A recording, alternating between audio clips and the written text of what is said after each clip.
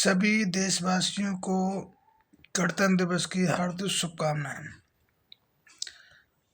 मेरे सभी प्यारे भाइयों को, सभी बहन भाइयों को गणतंत्र दिवस की बहुत बहुत शुभकामनाएं। गणतंत्र दिवस बहुत ज़रूरी है।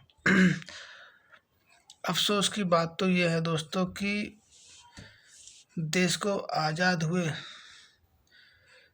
मतलब संविधान को लागू हुए 75 साल हो गए, पर अफसोस की बात तो यह है कि संविधान आज तक पूरी ईमानदारी, पूरी निष्ठा से लागू नहीं है, पूरी ईमानदारी से लागू नहीं किया गया। क्योंकि संविधान अच्छे, बाबा साहब ने कहा था संविधान कितना भी बुरा हो, अगर उसको चलाने वालों की नीयत साफ है तो वो अच्छा साबित होगा। और संविधान कितना भी अच्छा हो, अगर चलाने वालों की नीयत खराब है तो अंत में संविधान गलत ही साबित होगा। हमारे भारत का संविधान वो संविधान है। मैं अपने सभी ST OBC भाइयों से कहना चाहता हूँ कि आप लोग संविधान के बारे में जानें, संविधान को पढ़ें। और हमारे कुछ OBC के भाई अंधभक्त हैं, वो सोचते हैं कि उन्हें कुछ पता ही नहीं है संविधान के बारे में। संविधान में आपकी पूरी सुरक्षा है, आपके धर्म की सुरक्षा है, आपके आज़ादी की सुरक्षा है, आपके व्यापार की सुरक्षा है। अगर किसी का घर नहीं है तो बस जिम्मेदारी सरकार की है। अगर कोई बीमार है तो सरकारी मतलब जिम्मेदार सरकार होती है। इसमें फ्री इलाज कराए, फ्री शिक्षा दे।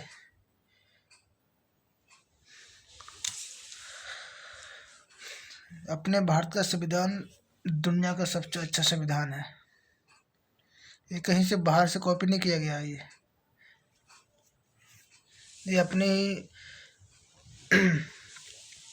अपने ही महापुरुषों, अपने ही राजाओं से प्रेरणादायक मतलब ये संविधान है। जैसे कि माना अशोक सम्राट हो गए, चंद्रगुप्त मौर्य हो गए, गौतम बुद्ध हो गए, हमारे सभी महापुरुषों की मतलब प्रेरणा थी संविधान, उनसे मेल खाता है।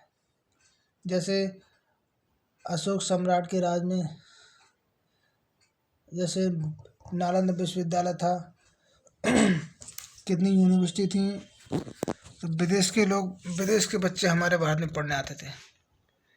और आज हमारे भारत के बाहर पढ़ने जाते हैं क्योंकि विद्यालयों को तबाह किया गया। संविधान जब से बना तब से अच्छे हाथों में कभी गया नहीं। जिस दिन ये संविधान पूरी ईमानदारी, पूरी निष्ठा से लागू हो जाएगा, भारत को सोने की चिड़िया बनने से कोई नहीं रोक पाएगा। जी, वो ताकत है भारत के संविधान में। दुनिया का विश्वगुरु बन सकता है अगर संविधान पूरी ईमानदारी से लागू हो तो।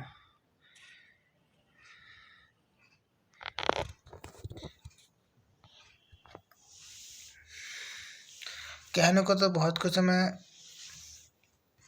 मैं ज़्यादा कुछ बोलूँगा तो आप लोगों को बुरा लग जाएगा।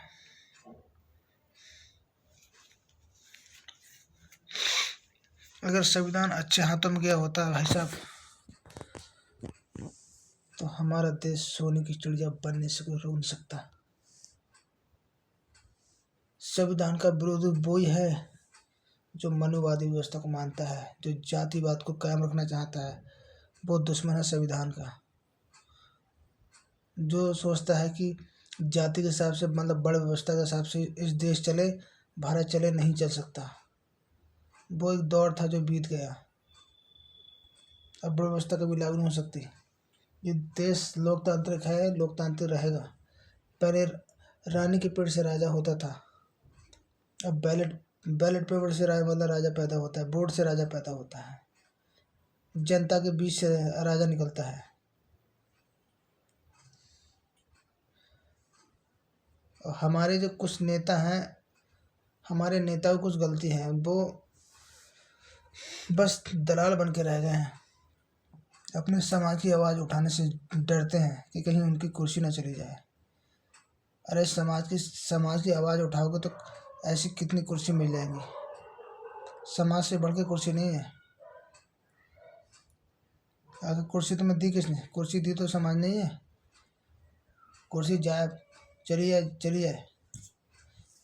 दोबारा जब तुम मतलब जनता के लिए बोलोगे तो कुर्सी दोबारा फिर आएगी, और उससे बड़ी कुर्सी जनता तुम्हें देगी। अपने समाज के लिए बोलना चालू कर दो। हमारे देश के जितने भी नेता हैं SC ST OBC के, ये लोग अपने समाज के लिए बोलते नहीं हैं। आज जो टीवी मीडिया में, टीवी मतलब मीडिया में बैठ के जो भाषण देते हैं, हम्म उनके जो कहते हैं कि मतलब मंदिर जाएंगे तो अस्पताल जाना नहीं पड़ेगा, मंदिर जाओगे तो हॉस्पिटल जाना नहीं पड़ेगा। ऐसे ऐसे लोग मीडिया में बैठे हुए हैं। क्या आप इस बात से सहमत हो? अगर मंदिर आप जाओगे तो कभी आपको हॉस्पिटल की जरूरत नहीं पड़ेगी।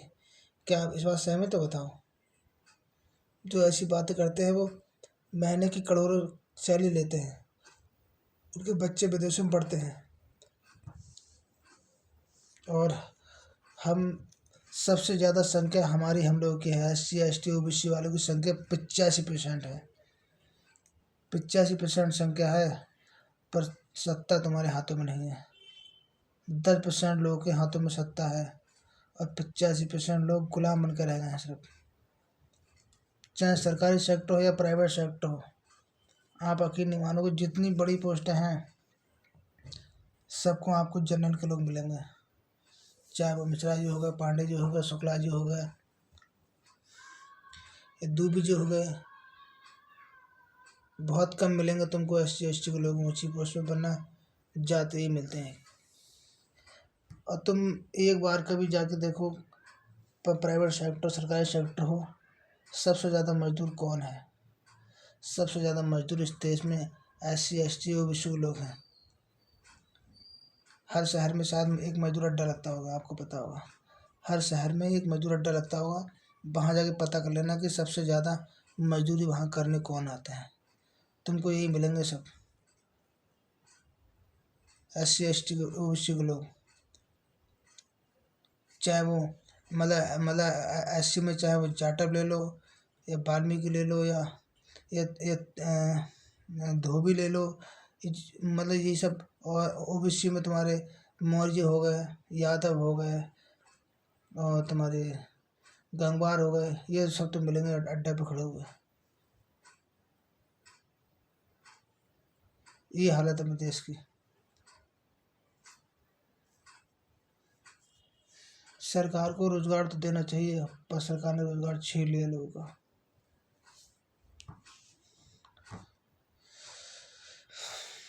जब नोटबंदी हुई थी तो उस टाइम कई लाख कारखाने बंद हो गए थे। ये हम नहीं कह रहे हैं, ये पेपर में मतलब पेपर आया था, इसके पेपर, उस दिन के पेपर भी निकाल दे देंगे आपको। कई लाख कारखाने बंद हो गए। सोचो कि एक कारखाने में कम से कम 10 लोग, अगर छोटा कारखाना मान लो, छोटे कारखाने में 10 लोग काम तो करते होंगे। अब कई लाख कारखाने बंद हो गए तो सोचो कितना कितना लोग मतलब हुआ बेरोजगार। जब GST लगी तो छोटी छोटी जो चलती थी बेकरी बिस्किट की छोटे छोटे कारखाने वो सब बंद हो गए। कितने लोग हुआ बेरोजगार, अब बताओ। अब जो छोटी छोटी ब्रांचें थी बैंकों की, वो जहाँ मतलब माना कि छोटी ब्रांच में माना कि 5 लोग काम करते थे, अब उसको उठा के बड़े ब्रांच में काम कर दिए, मतलब तो वो 4 5 लोग हो खराब, उनकी नौकरी गई। ऐसे सरकार ने रोजगार छीन लिए। और सबसे दुख की तो बात यह है कि सरकार ने आर्मी को प्राइवेट हाथों में सौंप दिया। हमारी आर्मी और कमज़ोर हो गई, हमारे युवाओं का दिल टूट गया। अब वो आर्मी में जाना नहीं चाहते। कहते 4 साल के लिए कौन आर्मी में जाएगा, कौन को लिखाएगा। तो सरकार क्या कर सकते हैं यार।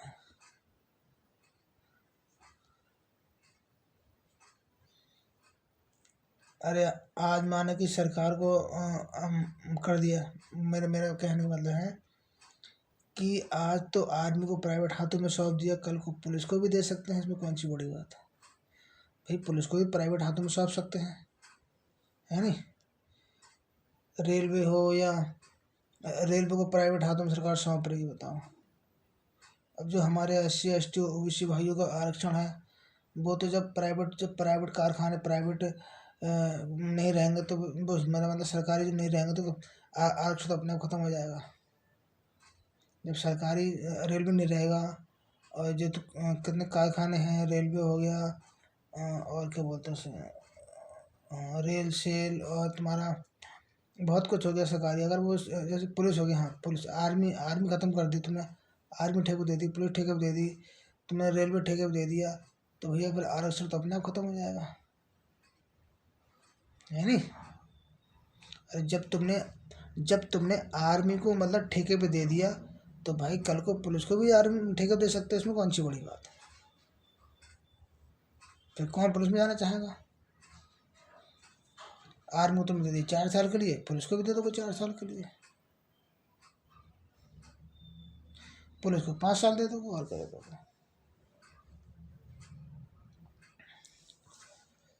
तो मैं क्या बताऊं। आप मेरे मेरे देश के SC ST OBC और हमारे मुस्लिम भाई, आप लोगों से अपील है कि आप लोग जागो प्लीज़। देश का रुपया कितना कमज़ोर हो गया, आपको पता है। 57 रुपये था जब सन 2014 से पहले, 57 रुपये अपना डॉलर के मुकाबले रुपया था, और आज जाके 80 के पार हो गया। आज जाके आज की सन मतलब 16 में, और कितने चल रही, 24 आ गई ना, 24 में 80 के पार हो गया, अपना रुपया कमज़ोर हो गया। मतलब अमेरिका का 1 रुपया और अपने यहाँ के 80 रुपये। पहले अमेरिका का 1 रुपया था, अपने यहाँ के 57 रुपये थे, तो बराबर थे। वहाँ का 1 रुपया, अपने 57 रुपये बराबर थे। अब वहाँ का 1 रुपये और अपने यहाँ के 80 रुपये। पहले 57 रुपये देने पड़ते थे एक रुपये बदले, अब 80 रुपये देने पड़ते हैं एक रुपये बदले। तो आप बताओ कि देश मजबूत हो रहा है कमज़ोर हो रहा है। देश मजबूत होता है करेंसी से, ना कि बातों से, ना कि जुमलों से। अगर आप लोग विदेश से कोई चीज़ मंगाते हो, माना कि 1 रुपये की चीज़ वहाँ से मंगाओगे तो आपको 80 रुपये देने पड़ेंगे। तो जब रुपया मजबूत होता है, अपनी जब करेंसी मजबूत होती है, तभी देश मजबूत होता है। तभी हम मतलब आयात और निर्यात में देश को फ़ायदा होता है। कोई चीज़ खरीदेगी, अगर करेंसी मजबूत है तो कोई चीज़ सरकार जब खरीदेगी विदेश से, तब भी आपको फ़ायदा होगा। अच्छा, आपको रुपया मजबूत होगा जब आप बाहर बेचोगे कोई अपना सामान, तब भी फ़ायदा होगा। तो रुपया मजबूत होता है। आज हमसे चाइना कितने आगे जा रहा है, क्योंकि चाइना मतलब मंदिर मस्जिद ध्यान नहीं देता है, वो ध्यान देता है पढ़ाई पे, शिक्षा पे, रोजगारी पे, ज्ञान पे। चाइना चल रहा है, वो विज्ञान को मतलब फॉलो करता है। इसलिए चीन जापान हमसे आगे हैं, और हम लोग क्या, खैर छोड़ो यार। अगर देश को मजबूत बनाना है तो हमको गौतम बुद्ध की तरह सोचना पड़ेगा, बाबा साहब अम्बेडकर की तरह मतलब सोचना पड़ेगा। साहब काशीराम क्या कहते थे, साहब काशीराम कहते थे कि सबसे ज़रूरी इस देश को शिक्षा रोजगार देना बहुत ज़रूरी है। और वो जब कहते ये चीज़ आपको जब भी मिल सकती है जब सत्ता आपके हाथों में होगी। वो कहते इस देश के 85% मूल निवासी हैं, इन लोगों की संख्या सबसे ज़्यादा है, सत्ता इनके हाथों में होना चाहिए जी। इस देश के SC ST OBC मुस्लिम वो कहते कि जिसकी जितनी संख्या भारी उतनी उसकी हिस्सेदारी, जिसकी संख्या भारी उसकी उतनी हिस्सेदारी। वो ये कहते थे कि मैं इस देश के 85% लोगों को इस देश का हुक्मरान बनाना चाहता हूँ। तो ये लोग करें हुकूमत। जो ब्राह्मणवादी लोग होते ना, उनके अंदर न्याय करने की क्षमता अच्छी नहीं होती है। ये मैं नहीं कह रहा, ये अंग्रेज कहते थे। अंग्रेजों ने कहा था कि ब्राह्मणों के अंदर न्याय करने की क्षमता नहीं होती है। मतलब वो एकदम ईमानदारी से निष्ठा पूर्वक मतलब निष्पक्ष वो लोग न्याय नहीं कर पाते हैं।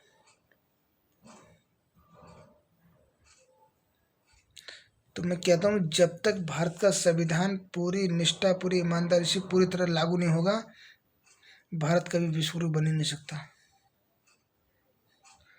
और इस देश में सबसे ज़रूरी है रोजगार, शिक्षा और सरकार मतलब साइंस की मतलब विज्ञान की तरफ जाए।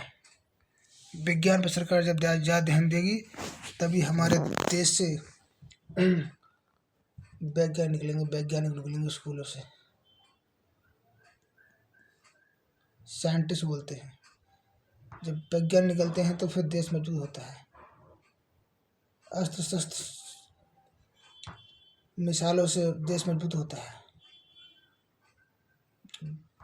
मजबूत देश तभी होगा जब हमारे देश के युवा लिखेंगे पढ़ेंगे लिखेंगे और इंजीनियर वैज्ञानिक बनेंगे, साइंटिस्ट बनेंगे, डॉक्टर बनेंगे, तब देश मजबूत होता है। तो भाई लोग, मैं अपने सभी देशवासियों से कहना चाहता हूँ, जितने हमारे ब्राह्मण भी सब एक से नहीं होते, ब्राह्मण भी कुछ लोग अच्छे होते हैं। मैं कुछ की बात कर रहा हूँ, सब अच्छे नहीं होते। कुछ ब्राह्मण अच्छे होते हैं जो मोहब्बती होते हैं और जो जात पात को नहीं मानते हैं, सबको बराबर का अधिकार देना चाहते हैं।